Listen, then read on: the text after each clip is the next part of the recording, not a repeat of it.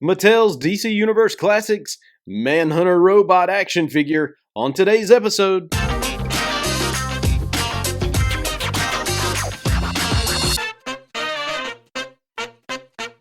Hey DC Collectors, welcome to a brand new episode of the show. Today we're taking a look at the Mattel DC Universe Classics Green Lantern Classics Manhunter action figure. Now before we get into this review, if you will, hit the subscribe button, hit the like button, share this content everywhere you can. If you do, I will be so appreciative.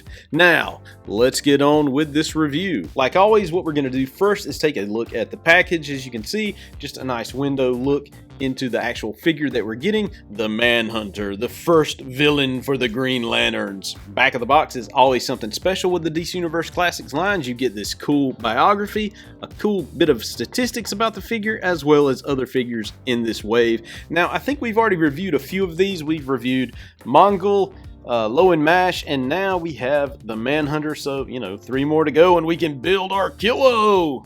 Bottom of the box just features the UPC in case you needed that information for whatever reason you may need it. So with that out of the way, let's open this guy up, let's play with him! Now that the Manhunter is out of the package, let's take a look at the accessories. First up, he comes with this relatively throwaway piece of crap, the Green Lantern mask, used for, which we've covered plenty of times, this GreenLanternGame.com game that you put this mask on and you play the game when the 3D crap is worthless. Next, he comes with the cool lantern here, the Green Lantern, although this is a little different than your normal Green Lantern. Finally, he comes with the torso for our kilo, and one day we will be able to build him as soon as we get all the pieces. Here is the Manhunter himself. Well, one of the many millions and billions of Manhunters created.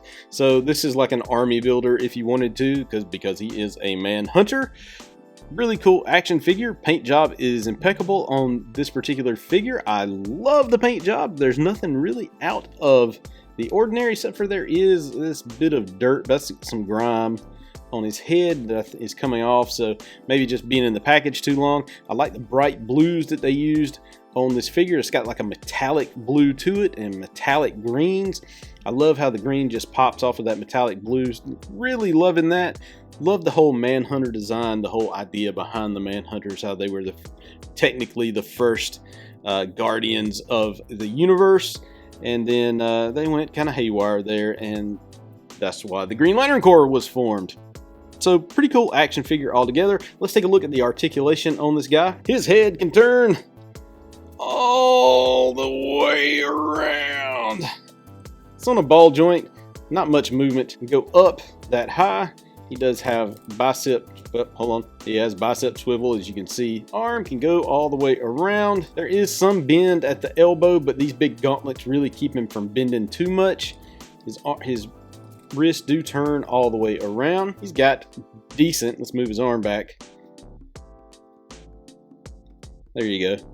Decent bend and turn all the way around. He's got pretty good splits there. Really good. Look at, he's really stiff just because he's been in that package forever. He can bend about that far that way, which is good because a lot of the McFarlane toys today can't even do that really well, which is surprising.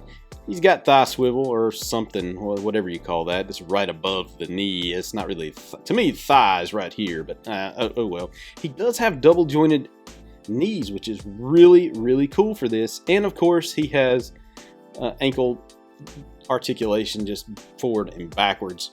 Really a nice addition to the DC Universe Classics lines. I wish he was a bit bigger as far as tall. Now, mine is a little wonky from being in the package. He doesn't want to really stay. I'm going to have to get a stand or something, or use the heat gun on him a little bit, or the hair dryer, not the heat gun, just to make him stand by himself. He's doing it right now. His legs do kind of want to tend to do this, go out this way. That is the Manhunter figure from the DC Universe Classics. Get a good look at the back of the figure. I hope you like this little revisit to a certain point in history when these were actually popular and on the shelf. And don't get me wrong, there is a market for these still today. People are going nuts over the DC Universe Classics line. The prices on these things are just skyrocketing right now, especially on some of the harder to find figures. I don't know if it's a lot more disposable income and people are just, wanting to find those figures they used to have and don't have anymore. But yeah, these things are making a huge comeback, and the popularity of DC Comics in general is climbing. Alright, so if you like what I'm doing, hit that subscribe button, hit that like button, share this content with your friends. You can find me at DCCollectors.com each and every day, and you can find me on social media at DCCollectors, Facebook, Instagram, and Twitter. Until next time!